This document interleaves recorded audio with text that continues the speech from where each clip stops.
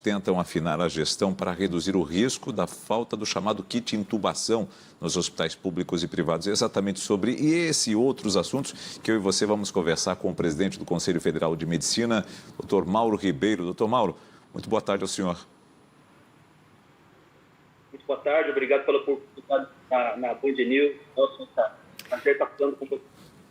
Boa tarde, doutor. Eu primeiro pergunto como é que o Conselho está atuando para ajudar nas negociações no que se refere ao kit intubação e a distribuição dele pelo país.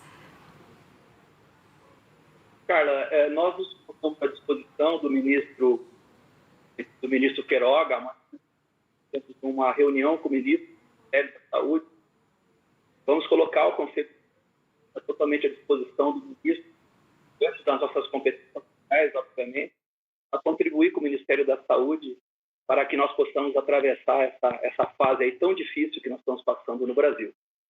O que nós pudermos fazer que tiver ao nosso alcance, nós vamos fazer, embora a distribuição desse tipo de material não seja competência legal do Conselho Federal de Medicina, mas estamos à disposição do Ministério, porque o Ministério precisar de nós dentro das nossas competências.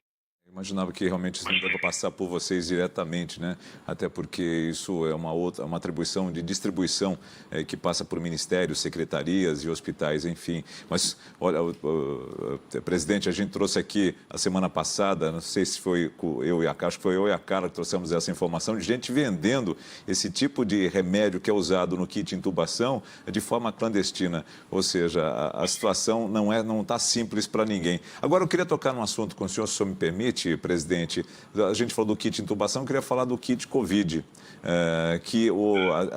pela primeira vez eu vi tanto os conselhos regionais quanto a AMB se pronunciando a respeito. E o que a gente tem observado aqui, ontem eu conversei com o doutor Carlos Carvalho, que agora vai fazer parte, inclusive, do Ministério da Saúde, falando dos efeitos colaterais que esses produtos que estão sendo utilizados nesse kit Covid podem trazer à população. Como é que o Conselho Federal pode se pronunciar e trabalhar junto à prescrição desses medicamentos?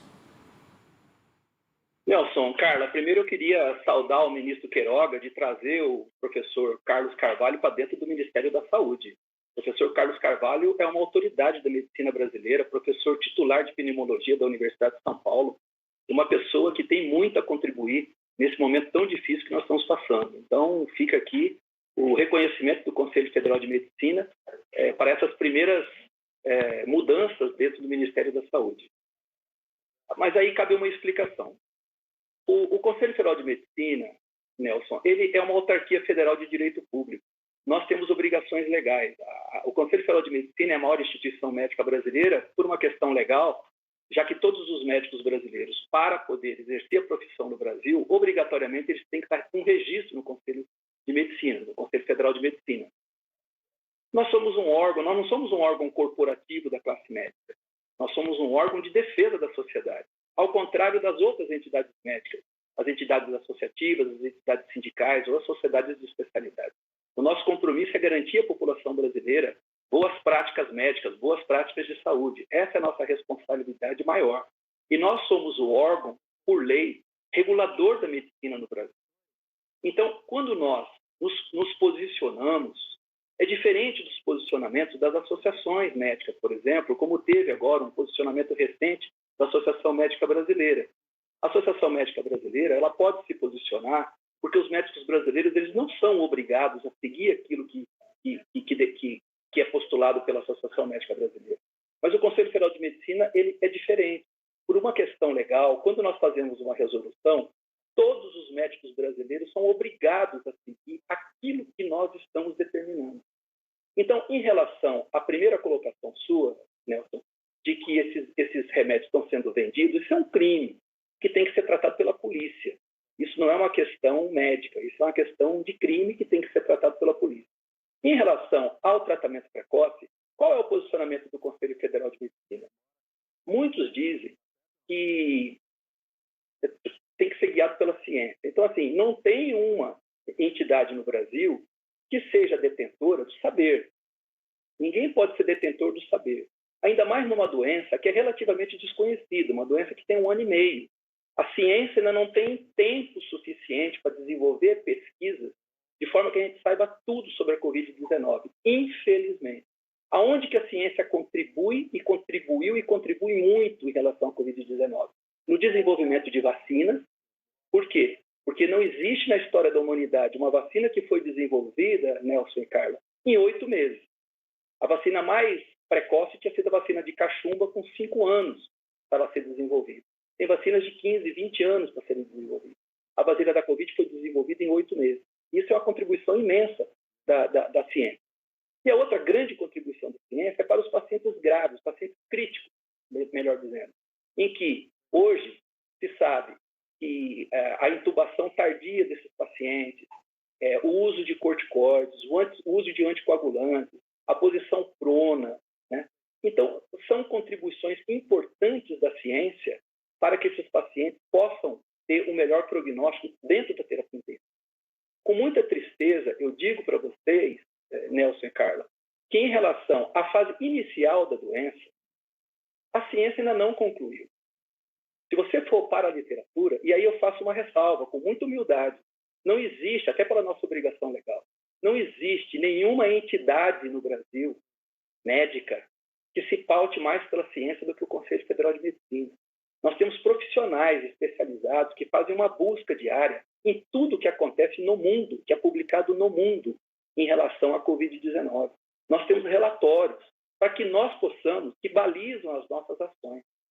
Então, qual é a explicação do Conselho Federal de Medicina em relação a esse malfadado tratamento precoce? Primeiro, nós lamentamos que esse assunto esteja tão politizado no Brasil, que a gente ainda esteja discutindo esse assunto no Brasil. Mas nós não fugimos do debate.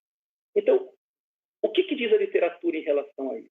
Existem trabalhos que mostram benefício do tratamento precoce, existem trabalhos que não mostram benefício do tratamento precoce. Ao contrário do que muitos dizem, a ciência ainda não definiu os benefícios ou não desse chamado tratamento precoce. Então, o que o Conselho Federal de Medicina... Esses trabalhos, tanto que mostram benefícios quanto os que não mostram benefícios, eles são altamente criticáveis. Altamente criticáveis. Qual foi a postura do Conselho Federal de Medicina? E essa questão ela está totalmente politizada. A população brasileira, um grande percentual da população brasileira, quer ser tratada de forma precoce. Outro grande percentual não quer ser tratado de forma precoce. A classe médica brasileira, grande parte, faz o tratamento precoce, porque acredita no tratamento precoce. E outra grande parte não acredita no tratamento precoce e não faz o tratamento precoce. O Conselho Federal de Medicina vai dar uma resposta muito em breve em relação a esses percentuais, porque nós estamos contratando, né, uma pesquisa para ver qual o percentual de médicos que efetivamente faz o tratamento, os que são contra e a favor, e da população brasileira que são contra e a favor. Então, como está tudo dividido, e existem estudos observacionais que mostram algo, que pode ter alguma ação, esse chamado tratamento precoce, o Conselho Federal de Medicina, através do parecer 4 de 2020, delegou ao médico brasileiro, dentro da sua autonomia, no caso concreto. O que é caso concreto?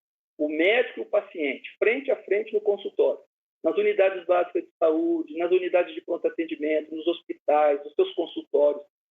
Nós delegamos ao médico para definir qual o tratamento que vai ser feito para aquele paciente que está em frente dele. No caso concreto, levando em consideração todas as variáveis que aquele paciente possa ter em relação a comorbidades, a não ter comorbidades, em relação à condição social daquele paciente. Então, nós, do Conselho Federal de Medicina, delegamos ao médico brasileiro para que ele decida qual o tratamento que vai ser feito no início da doença, já que a ciência ainda não tem conclusões definitivas em relação a isso. E já concluindo a resposta, até pedindo desculpas, Nelson e Carla, por estar me estendendo um pouquinho, nós, do Conselho Federal, temos muita dificuldade de entendermos por que quando nós colocamos isso de uma forma muito tranquila, muito serena, porque o médico brasileiro ele tem um excelente nível de conhecimento. O médico brasileiro ele estuda. O médico brasileiro ele não precisa de nenhum tutor para dizer para ele como ele vai tratar o paciente dele com Covid-19. Nós não precisamos disso. Nós não podemos reduzir o conhecimento do médico brasileiro a esse ponto de determinadas associações ou sociedades querer impor ao médico brasileiro a sua forma de pensar. Não. Essa doença é diferente de todas as outras. Ela não tem nenhum tratamento definitivo na fase precoce. A ciência ainda não concluiu nada em relação a isso. Então, nós do Conselho Federal de Medicina, como a nossa posição é uma posição que determina, ela não orienta, a nossa posição ela determina. E a classe médica brasileira e a população brasileira ela está dividida, Nelson e Carla, nesse assunto. Você tem um grande percentual, que logo o Conselho Federal de Medicina vai dizer para o Brasil qual é esse percentual de médicos e da população que querem ou não fazer o tratamento precoce. Nós delegamos isso para o médico na ponta, no caso concreto, e nós não temos nenhuma dificuldade, estamos muito tranquilos em relação a essa determinação no momento. Olha o que aconteceu com a AMB. A Associação Médica Brasileira, nossa co-irmã, que tem nosso maior respeito. O professor César, presidente da AMB, pessoa, já nos reunimos, inclusive. Mas a AMB, quando ela fez um documento banindo o tratamento precoce, houve uma verdadeira crise, porque dezenas de federados estaduais e dezenas de sociedades de especialidades desautorizaram a Associação Médica Brasileira naquele documento.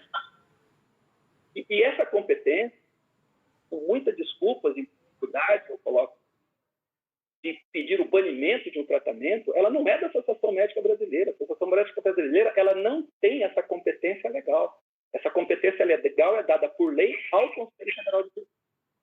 Mas é um debate, nós entendemos a posição da médica, estamos totalmente abertos à médica, mas fazemos a interação com todos os atores, né? Porque nós, do Conselho Federal de Medicina, nós não temos verdade em relação à Covid. Estamos abertos para mudar no momento que fomos convencidos a ciência decidir por algum caminho. Tudo por ter me estendido. Eu confesso que eu estou bem curiosa com relação a esse levantamento que está sendo feito pelo Conselho Federal de Medicina com relação ao percentual dos médicos, né? O senhor falou de estudar, né? Eu tenho duas médicas em casa, eu sei muito bem como é que é isso. Já convido, então, aqui o presidente do Conselho Federal de Medicina a voltar à nossa programação para dividir conosco o resultado dessa pesquisa. Agradeço muito ao senhor, Dr. Mauro Ribeiro, pela entrevista e pelos esclarecimentos aqui. Uma boa tarde e bom trabalho para o senhor. Boa tarde, doutor Mauro. Muito obrigado, viu? Foi muito esclarecedora do ponto de vista do CFM, aliás, do ponto de vista não só científico, mas técnico, né? Então, a gente aguarda com muita ansiedade. Quando o senhor tiver isso pronto, por favor, nos passe aqui em primeira mão. Carla, nós também estamos muito curiosos e logo teremos a resposta. E eu acho que esse é o momento de nós despolitizarmos essa questão. Todos têm que estar juntos, junto com o Ministério da Saúde, que tem que estar à frente desse processo. Presidente da República, governadores, prefeitos, secretários estaduais de saúde, secretários municipais de saúde, porque o momento ele é trágico. Tem 3 mil brasileiros morrendo todos os dias e nós temos que estar juntos nessa luta, despolitizando ao máximo essa questão. Obrigado pela oportunidade. Obrigado, doutor. Obrigada.